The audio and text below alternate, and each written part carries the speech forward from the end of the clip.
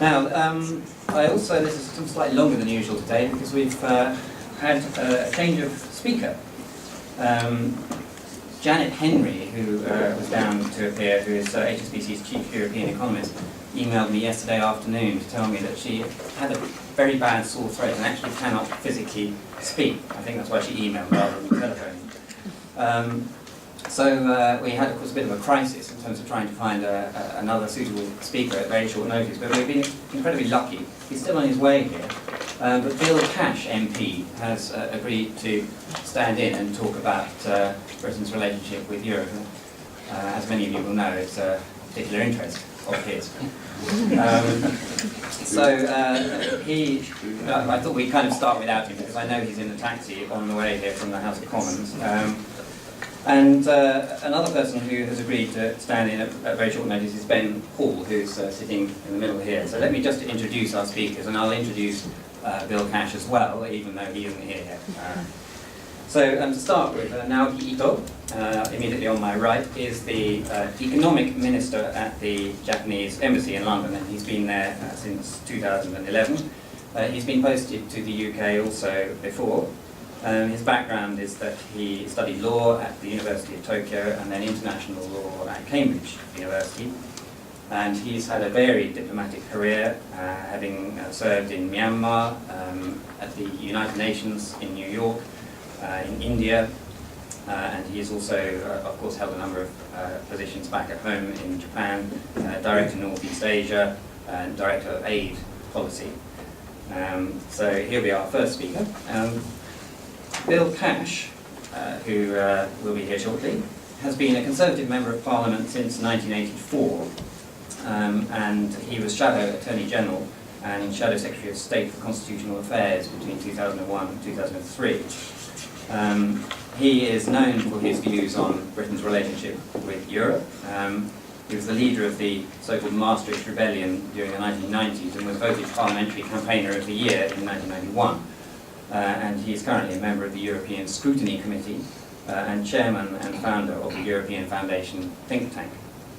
So he'll be with us shortly, I very much hope. And Ben Hall, who is acting as discussant today, is the Europe News Editor and Deputy World News Editor at the Financial Times, a post he's held also since 2011. He has previous experience having worked at the Centre for European Reform, and he also has been the UK political correspondent and the Paris correspondent of the Financial Times, so he's also extremely well qualified to discuss this. So welcome, thank you so much for coming and joining us. I've been in the taxi, you brought me around here, so that's how it always happens, but we're very glad to have you, and we haven't started yet.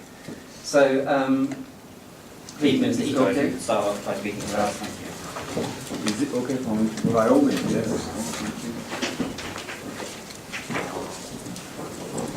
So thank you, Jason, for your kind introduction. So the theme given to us is a bit challenging theme. So how you can really consolidate various themes, it's not very easy thing to do. But taking the advantage of going fast, I will talk about Japan's regional and global trade relations. And I hope that what I'm going to talk about has some bearing upon the angle which Jason is trying to say provide a venue for good discussion later on. So, yes, let me begin with the G8 summit, talking about G8 summit, which was held at Rokan. That is the blue logo which the UK government just circulated before the G8 summit. So as you will know that the main theme of this year's G8 summit was so-called three T's: trade, transparency, and tax. So obviously trade was one of the very important focus of this year's G8 summit. Before, G8 agreed to say resist and roll back protectionism, and also they talked about the importance of coming to an agreement on trade facilitation in the process running up to ministerial meeting of WTO in Doha in December. So those are the things written in leaders' communique adopted at Locan only 10 days ago. But the point I want to draw your attention to is that they talked about bilateral, plurilateral free trade agreements as well. And in particular, in the preamble of the leaders' communique, they talked about the US-EU bilateral agreement, so-called TTIP, EU-Japan, which we only started negotiation back in April, and EU-Canada, and US-Japan TTP, which Japan is about to participate in negotiations in July. I think this is a very epoch-making GA summit meeting in a sense that they really endorsed those plurilateral and bilateral trade arrangements. So partly because there was a stalemate of WTO multilateral trade liberalizations, the Doha round has been stuck for many years. Although there is a slim prospect of coming up with certain agreement on sector-specific agreement or trade facilitation in Bali in December, but there is a not high prospect of seeing Doha round moving forward. So this is the first element. The second element is perhaps all the countries in G8 need growth and employment. So they need trade liberalization region-wise and sector region-wise in particular. So I think because of that, this year G8 summit focused on plurilateral and bilateral FTA agreement as well. And Japan, since the start of Abe administration, I think one of the issues the current government has been pursuing is the course of bilateral free trade agreements. So in a way, Japan played the role of game changer to be actively involved in bilateral free trade arrangement with EU on the front of TTP, as well as on other regional trade arrangements. So, and then next comes the slide. This is a photograph of meeting between EU and the US leaders, just before the start of the official programs of G8 meeting.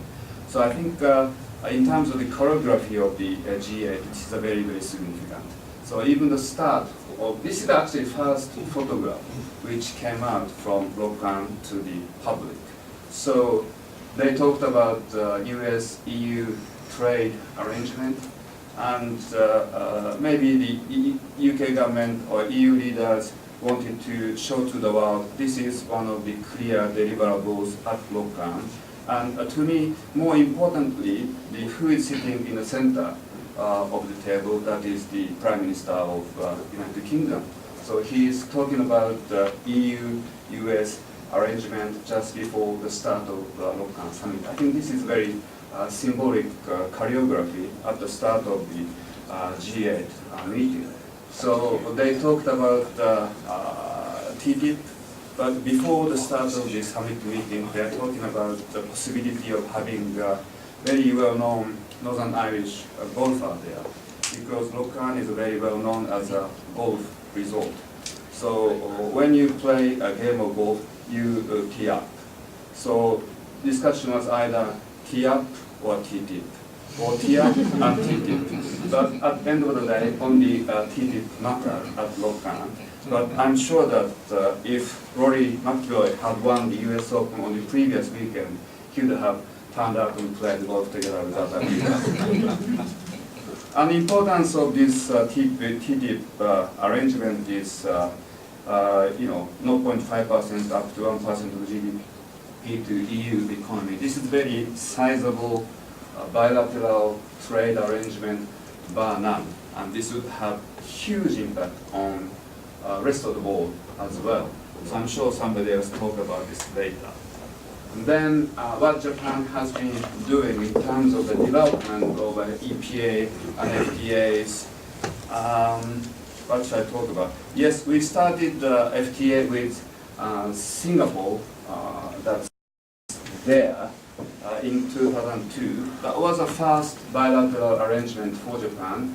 Next came Mexico in 2005 with a very strong call from the manufacturing sector. So Mexico should be the basis for the manufacturing activities or export entrance to NAFTA market. So, but after Singapore and Mexico, there were a gap of 3-4 years. So obviously Singapore, we chose that country because Singapore is not agricultural exporter, even not manufacturing country. So probably we have thought that Singapore would be the easier, relatively easier gateway to have bilateral free trade arrangements. But at the time in the year 2002, clearly our focus was more on multilateral liberalization side rather than bilateral one. And Mexico, that was probably the most difficult in terms of negotiations across the table. So, we wanted to reduce the tariffs on manufacturing goods, in particular automotives, and instead the Mexican side tried to reduce tariffs on some of the agricultural foods, including pork and orange juice and so forth. So towards the very end of the negotiations, a very high level of negotiation, even agriculture minister, meaty ministers, those political involvement was there to just work out negotiations. But after the agreeing with Mexico, as far as I remember, no cabinet minister has been involved in actual negotiations with foreign governments in terms of concluding bilateral arrangements. So we have FTA arrangement with 12 countries and 1 region, and now under negotiation with 5 countries and 4 regions.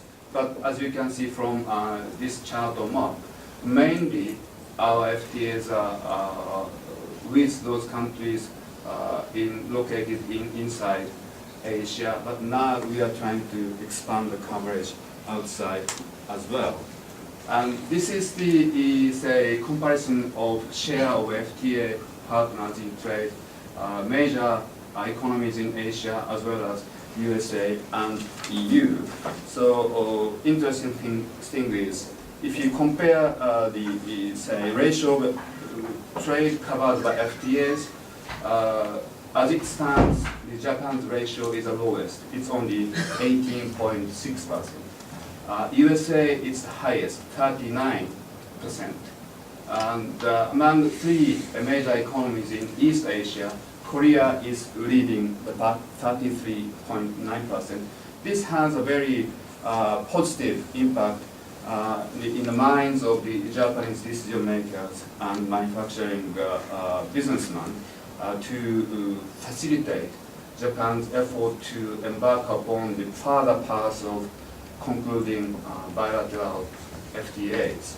So, but now Japan is trying to, or Japan has started negotiations with EU, so there's a bit of correction needed there. And also from July, Japan is going to be part of negotiations with TPP countries, including US. So that means from July onwards, if you add those countries under negotiations, the coverage ratio is going to be 83.8%. That means Japan is going to be the highest if you include all the countries under negotiations. So this is subject to negotiation. You can't really tell how soon you are going to conclude negotiations, but if you just add up those countries in terms of ratio of trade with those countries under negotiation of any bilateral arrangement with Japan, Japan's ratio is going to be the highest from July. But still, if you talk about those FTA arrangements which are effective, Korea has the highest ratio in Asia. But if you look at China, since China doesn't have in its calendar to start negotiations with USA, no EU, so even after the summer, the ratio of this coverage of FTA under negotiation will be just around half. That is where China is. So this is a kind of comparison I wanted to share with you. So now I want to talk a bit about the TPP negotiations. The second box, joint statement of TPP ministers, which came out in April, it said nice things about Japan's participation in the negotiations that underscore the economic significance of TPP and its promise as a pathway toward a free trade area of the Asia Pacific, which is a region-wide concept of region-wide trade liberalization, launched through the framework of APEC.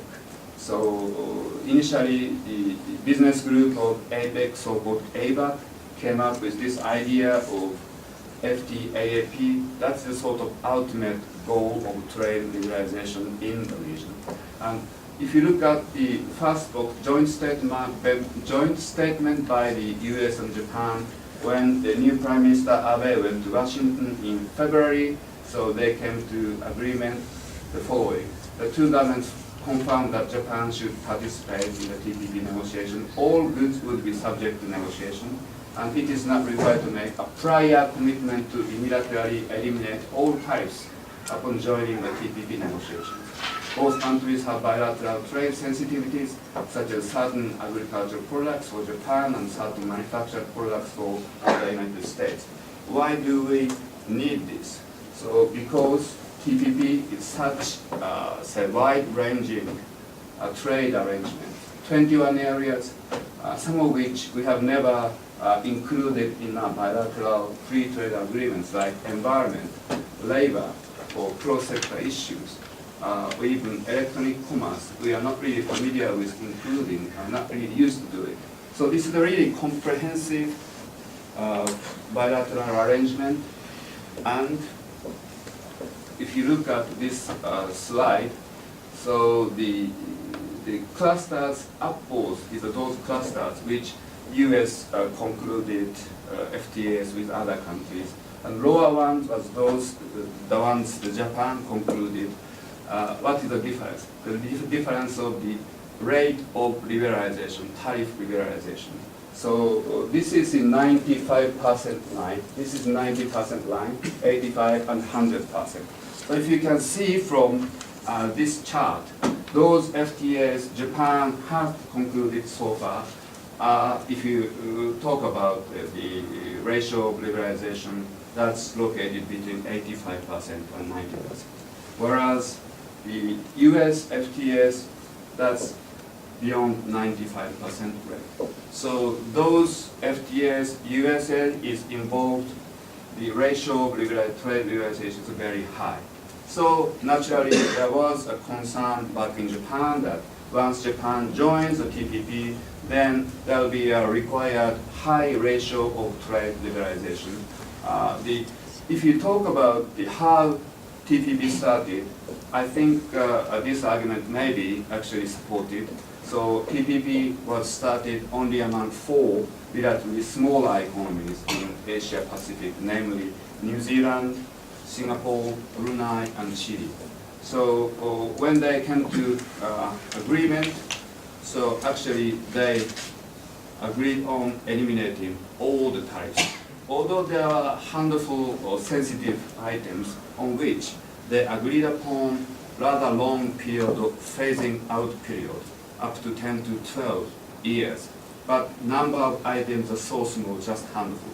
So basic principle was elimination of all the tariffs, the instant elimination of all the tariffs. That was a sort of principle agreed upon by 4 countries initially, and looking at how US achieved trade liberalization through their FTAs. So there was a concern in Japan how they can address the issues. So that is why it was very important for the Japanese Prime Minister to make sure that although TPP covers all the goods, but prior commitment to unilaterally eliminate all tariffs upon joining the TPP is not required. And both sides are looking after sensitivities or sensitive items of both sides. Agriculture on the Japanese side, automotive and others on the US side. Oops. And this is the macroeconomic effect of tariff reduction by the TPP.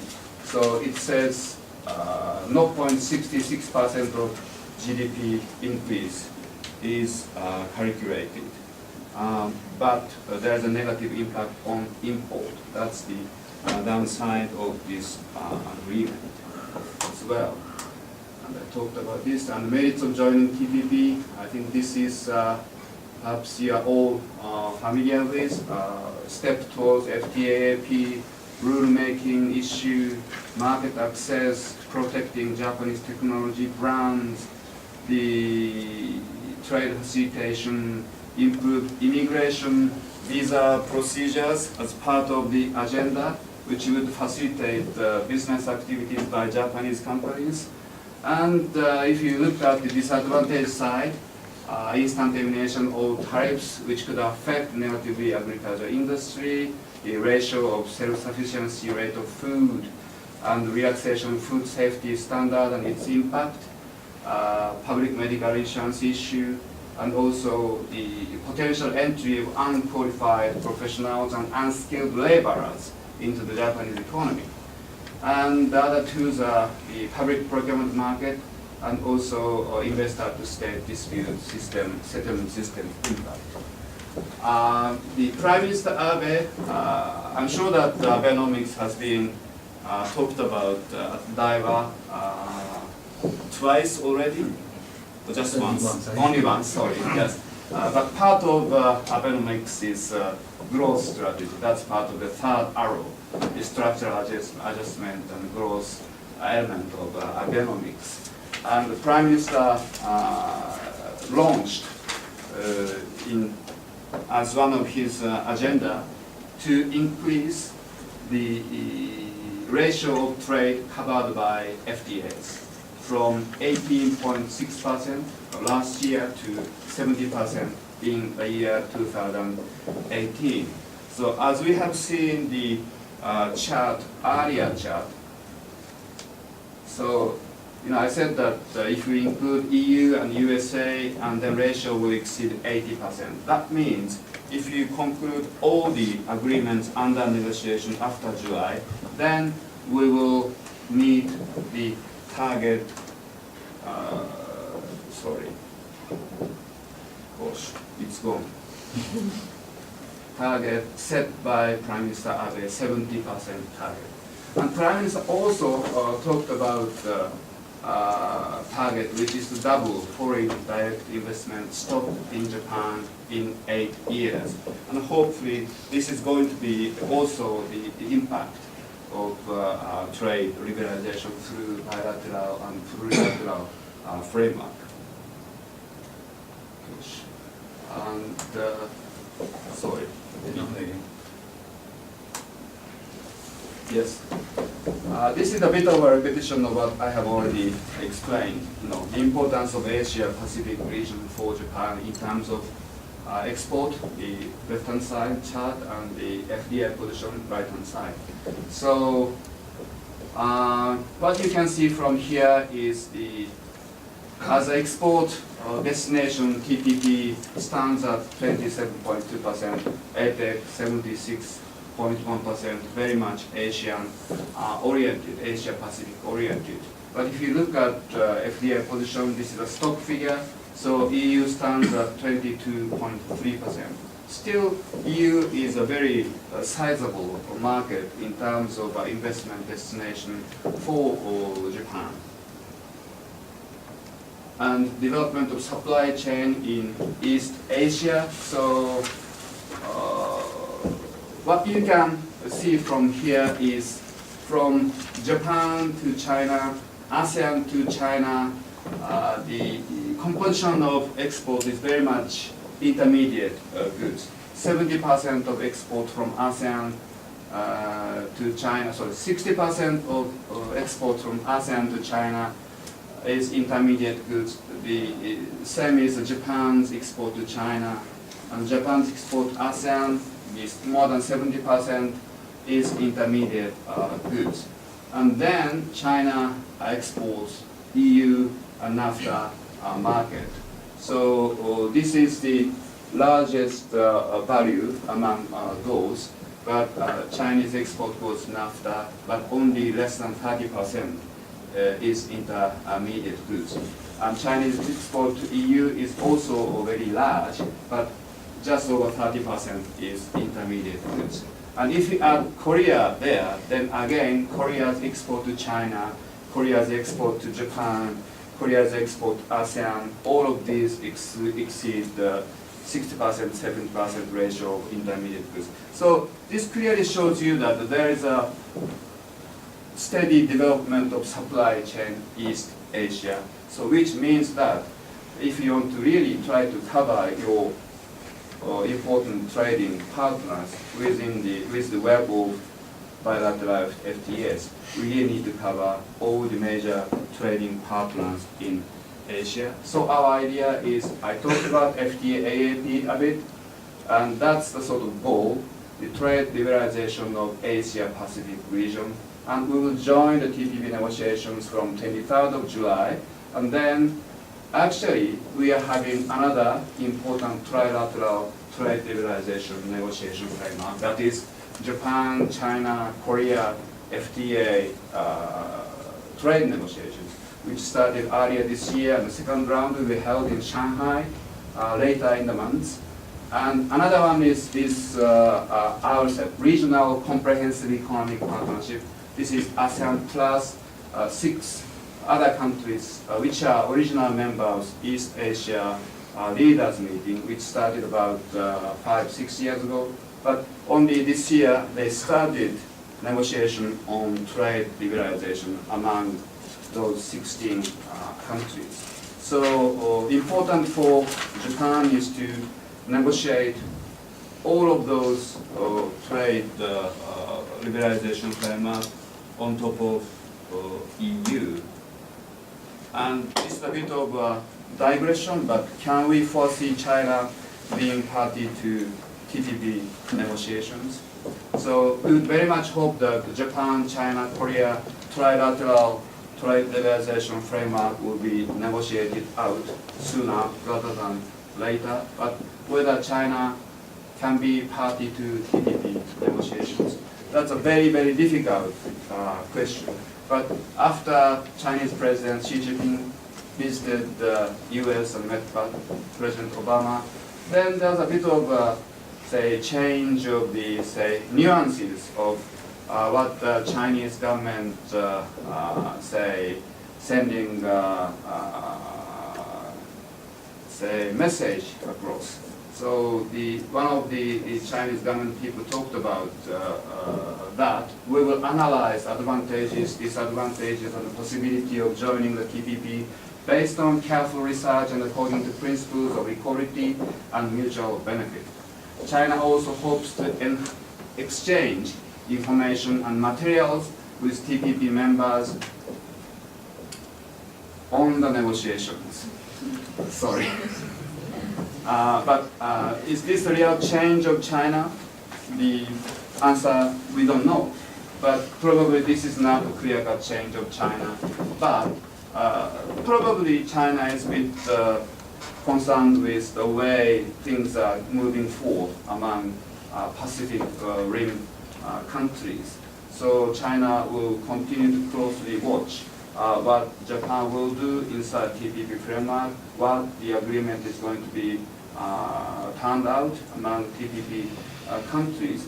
But expert view is that because of the current level of intellectual property protection inside China, it may be a bit premature for China to be ready to be part of TPP. Also, because of the ratio of state enterprise in the Chinese economy, it may be, say, difficult for them to provide a level playing field between state enterprise and others. So I'm sure that's going to be part of the requirement if China is to be part of TPP.